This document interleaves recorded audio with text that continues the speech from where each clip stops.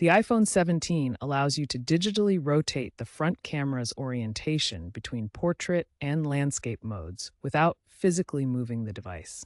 This is made possible through Apple's Center Stage feature, an AI-driven camera system. This allows for more dynamic and natural selfies, group shots, and content creation. The software algorithms detect device orientation and apply digital corrections, maintaining image quality. To enable Center Stage on iPhone 17, start by opening the Camera app. Next, switch to the front camera by tapping the circular arrows icon at the bottom right of the screen. Above the viewfinder, tap the Center Stage button, which shows a person inside a frame. When it turns yellow, Center Stage is active and will automatically adjust framing, zoom, and rotation for selfies and video calls. To rotate the orientation between portrait and landscape, tap the orientation rotation icon within the viewfinder.